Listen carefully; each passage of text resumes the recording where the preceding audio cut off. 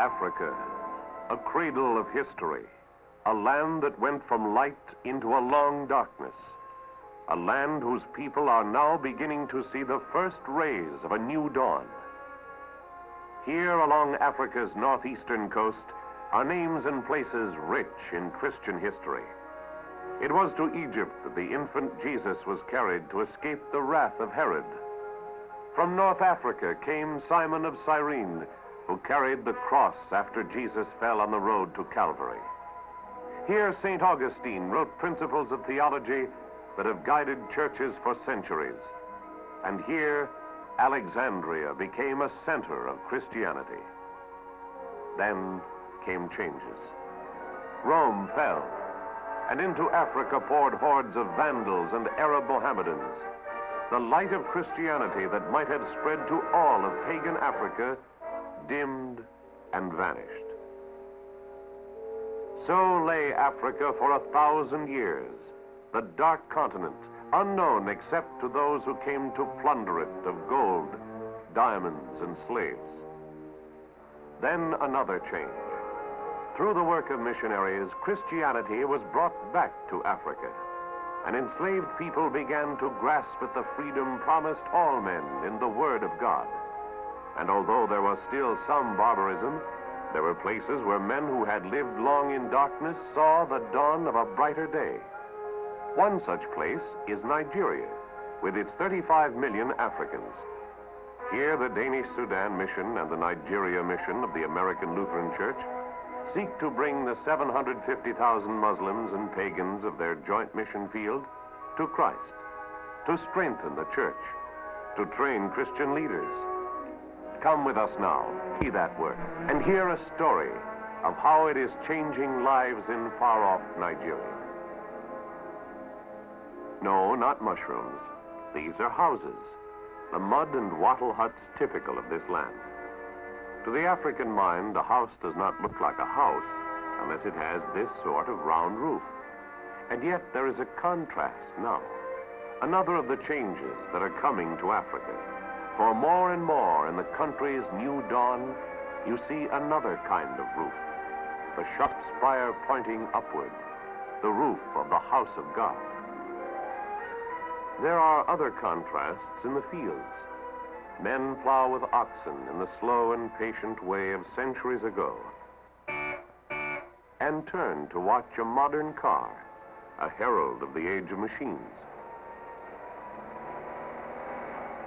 There are differences, too, in dress and ways of life.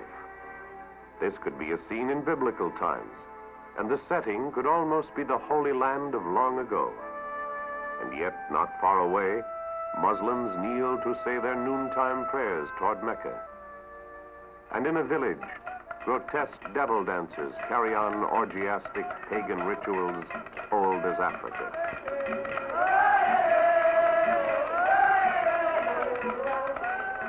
Truly, this is the continent of contrasts. And the story we are bringing to you concerns a change, a contrast, greater than any of these. In this car is a man who might have spent his life in the shadows of superstition and ignorance.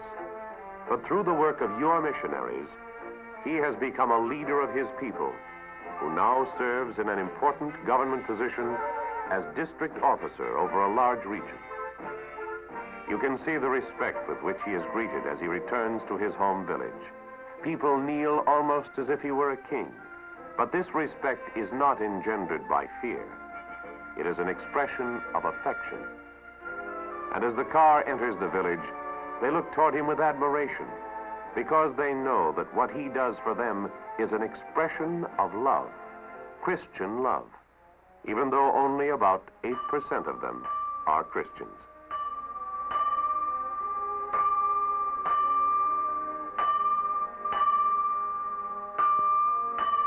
A crowd has gathered to welcome him home, and a celebration has been arranged.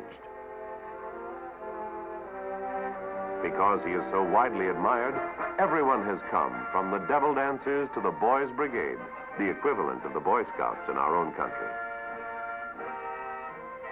Now we are about to see the man who merits this affectionate attention. He is the tall man in the white robe. His name is Philip Maken. And in a minute or two, we will hear his life story. But first, let us follow the local chiefs to watch the homecoming celebration.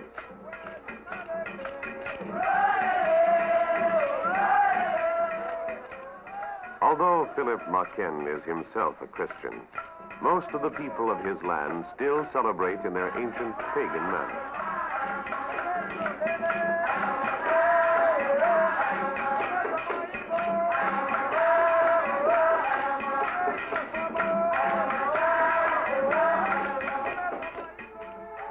Let us leave the celebration and follow a missionary to Philip Maken's home to hear the story of how Christianity changed his life. Certainly, Philip says, he will be glad to tell his story. It will help the church and his people, too. First, though, he would like to present his wife and their baby. He is especially proud of his wife, for she, too, came up from darkness and ignorance through the message of the gospel. Now for the story. Tell it to me from the beginning, the missionary says, and I will write it down so our churches in America and Denmark will know of the work here in Nigeria. And so, in the English he learned at a mission school, Philip Maken tells of his life and the events that made him a leader of his people. I was born in a village not far from here, a place called Gurum. My father was a farmer. I knew only such simple things as taking care of the sheep. I could not even read or write. My mother and my two little sisters were as ignorant as I was. None of us had ever seen a book. It was my job every morning to take the sheep out to graze and go with them all day long. This was a task I liked. Going out to the sheep gave me a chance to think the long, long thoughts of a boy about myself. When would I have sheep of my own? When would I have cattle? And when would I marry? And yet, through all my dreaming, I knew there was little chance that I would ever be more than I was then, a simple shepherd boy who could not even read. Perhaps this was why I sometimes took the sheep to a crossroads near my home. I knew that there, at a certain time in the morning, I could see other boys and girls on their way to a place they called school.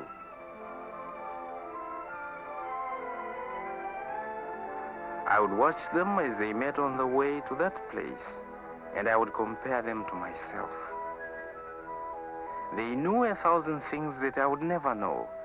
Throughout their lives, they would have things I could never possess. I would forever remain what I was then, a poverty-stricken, ignorant tender of sheep, sitting beside the road like a beggar. Yes, I was even worse than a beggar, for no one could help me. You can toss a beggar a coin, but how can you toss an education to him? And yet, one morning, a wonderful thing happened. Some children ran past, hurrying lest they be late, and one of them dropped a book.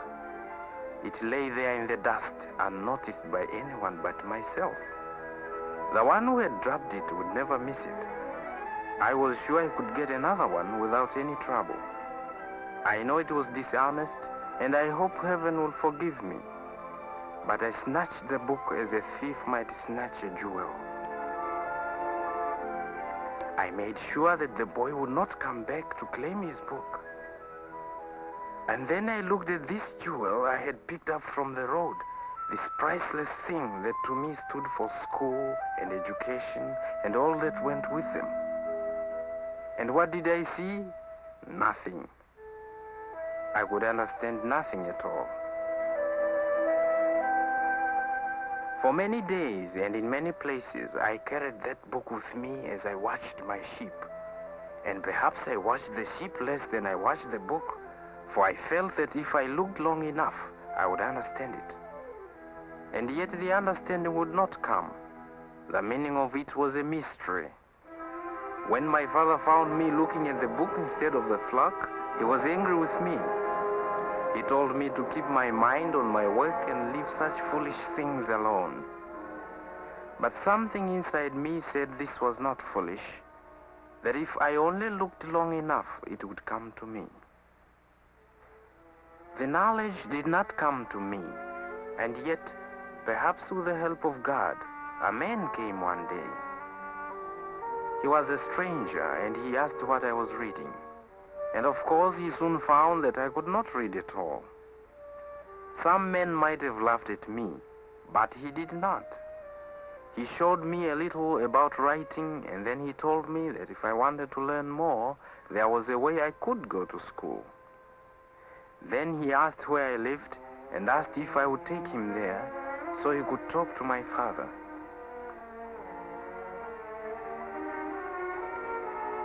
And so, lest my father be angry with me once more for not watching the sheep, I got another boy to take care of the flock, and I took the stranger to my village.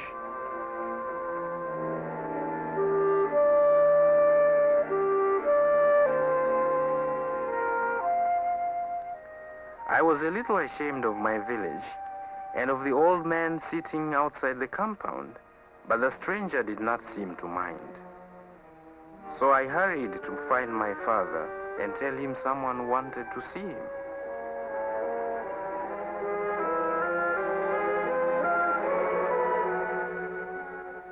And then I spread a mat on the ground so he could sit as he talked about this wonderful idea that I might go to school.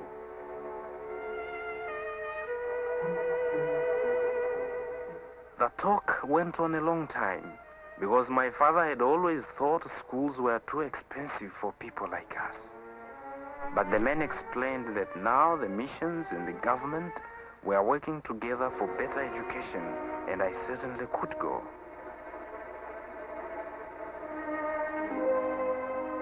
And so, in a few days, my father brought me to the school himself, and we both knelt before the headmaster.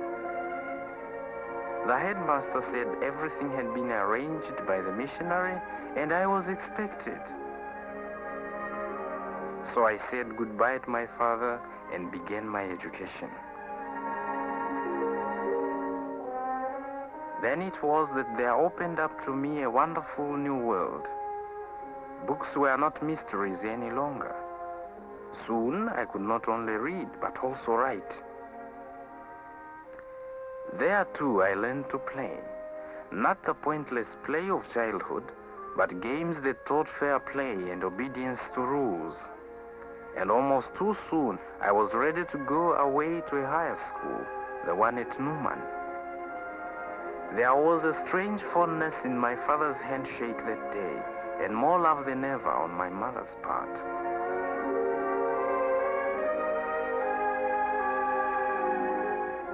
It was not only because I was going away, I think.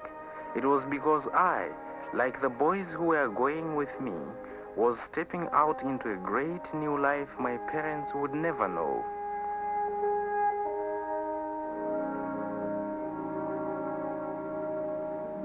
I saw many things that surprised me when I arrived at Newman. Besides the schools, there was a hospital there, and I was astonished at first to see sick people being treated with such care and gentleness. For you see, I still did not know much about the Christian way of life. There was, I remember, a boy of about my age with an injured eye. At home he might have gone blind, but here, thanks to skilled treatment, he would recover his vision. And in a way, my own vision became better too. Because the longer I stayed there, the more I saw the meaning of Christian love. Here were white people, people of whom I had always been a little afraid, working on equal terms with those of my own race, devoting their lives to helping them. Furthermore, the missionaries were not trying to change my people in little unimportant ways. They didn't think it strange that we carry our burdens on our heads in the way that is easiest and most natural to us.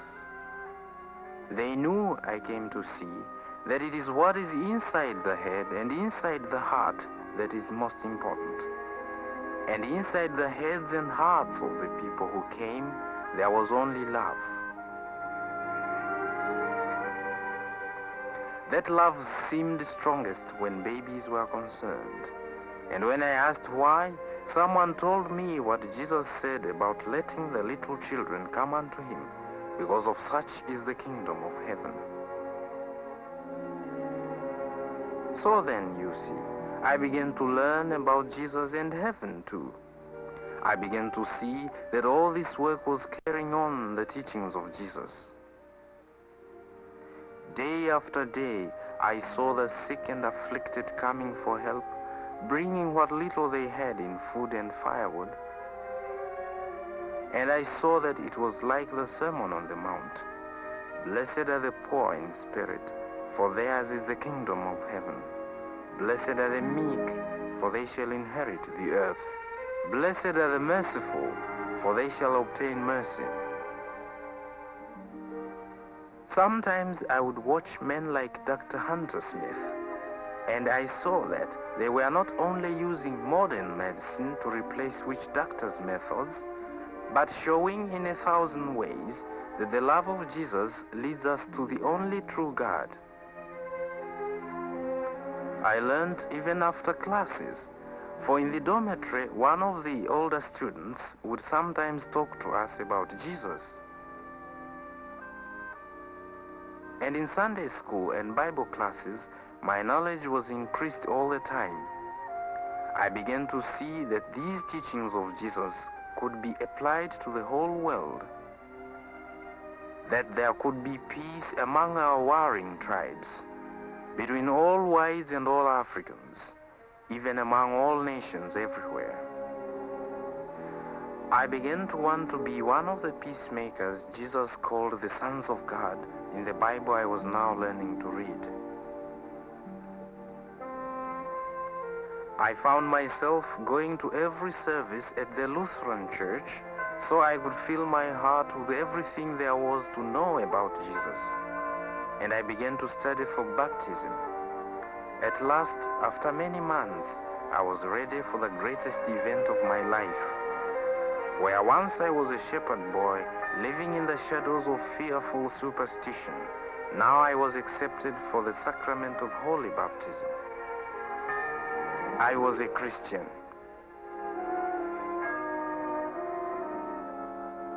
As I grew older, there came another day I remember. I went with one of our evangelists on a trip into the hills, and he told me his work was something like the lantern I carried. Jesus had told his disciples they must let their light shine before men, and he wanted to put his light so high it would be like a great lantern on a mountain shining over all of Africa, telling all of Jesus. And suddenly, I wanted to do the same thing. A long time later, there came another great day in my life.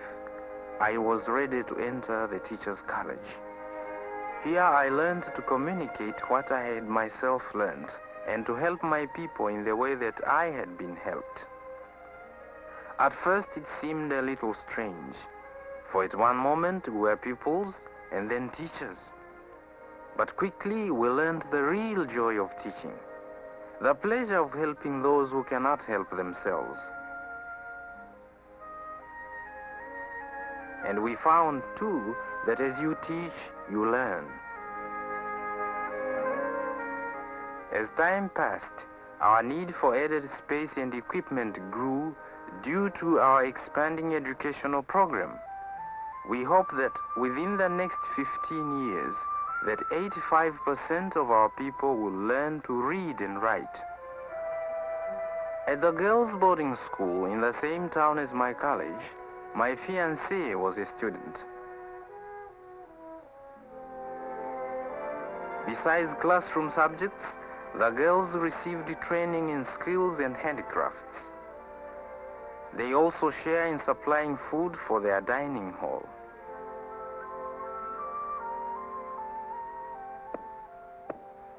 They turn grain into flour in the slow and patient way that will be used for a long time to come in Africa, just as it has been done for centuries past.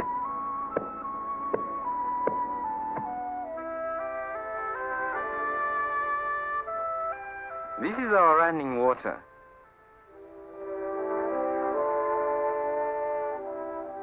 Sometimes it walks.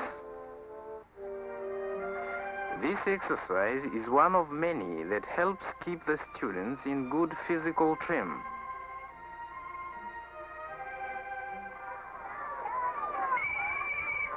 We boys learned several exercises and games.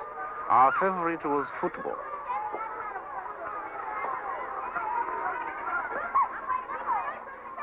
We learned how to handle children on the playground as well as in the classroom,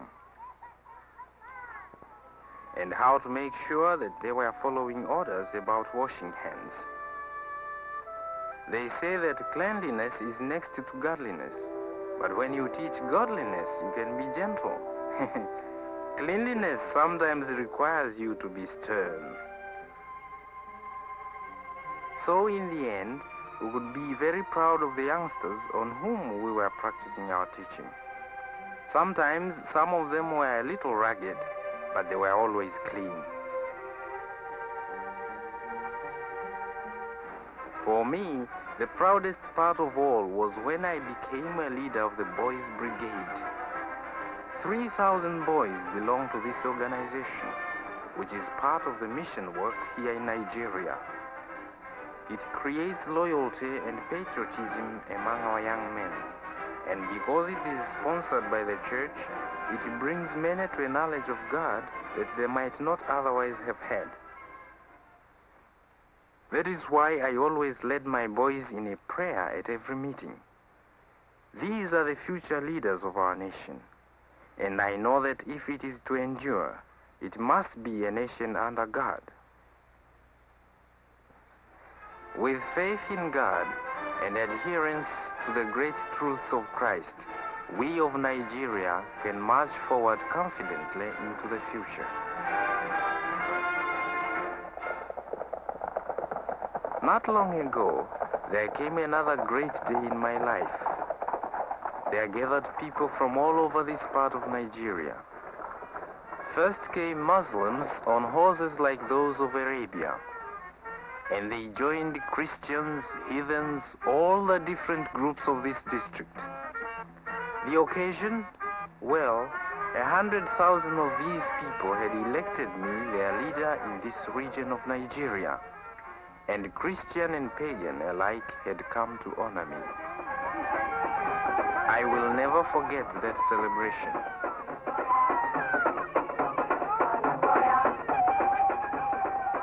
And the thing I will remember most is the prayer one of our own pastors gave for me.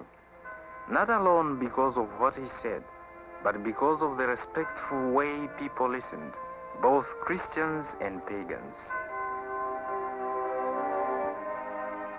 I keep those people in mind always as I go about my district in my work as their government official.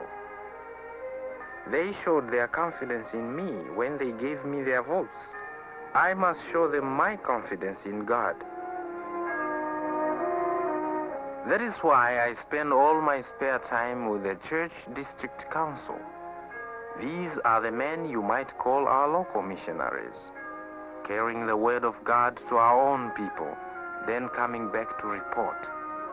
One man may tell of a long trip he made to a far corner of our country. Not a successful trip. He found some men who were willing to listen to him, even though they were Muslims. And as he spoke to them of Jesus, he felt for a time that they were sincerely receptive, though they kept on fingering their strings of beads. But suddenly, one of them looked up at the sun and said a word to the others. And hurriedly, they all stood to face toward Mecca. It was time for their Mohammedan prayer. And so he realized that there, at least, his seed had fallen on barren ground. Another of our missionaries may tell a far different story. he too made a long journey to a far place, and he too met with what seemed to be a failure. In a village, he spoke to a group of people who did not seem to listen at all.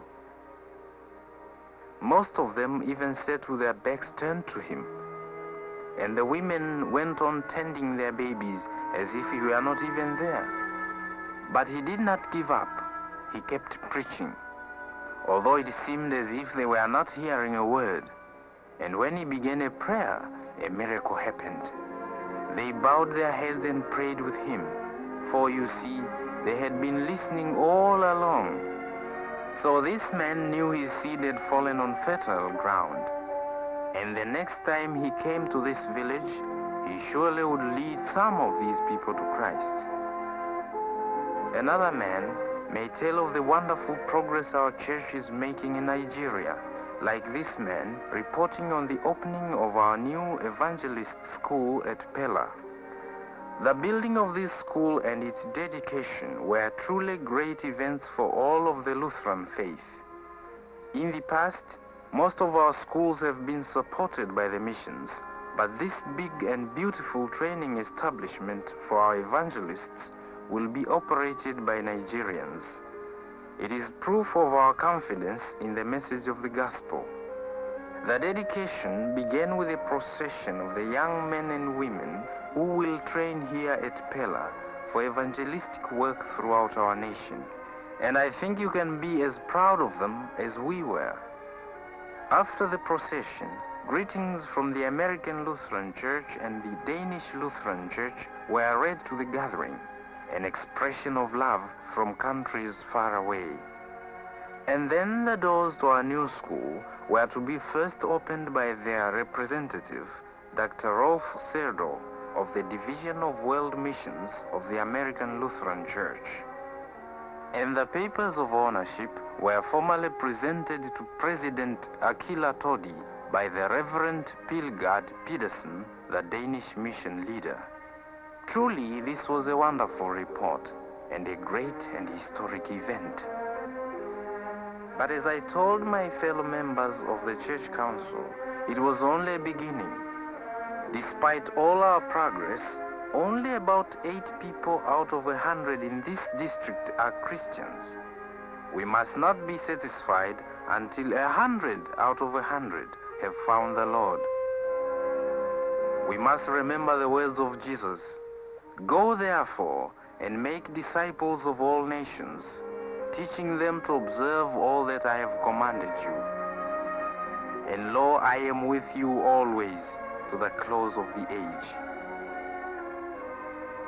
When the Lord is with us, who can be against us?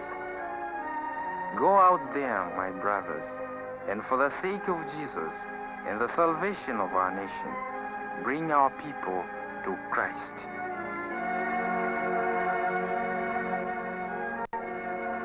So that is the story of Philip Maquet, the true story of the way in which Christ changed one man's life, and the way in which he may well change the lives of millions more here in Africa, with our prayers, with our support. A new day is dawning over Africa. A new and promising future and a new concept of freedom are on the horizon. A future of freedom built upon the eternal truths of Christ, if we as Christians resolve that this shall not become the dark continent again.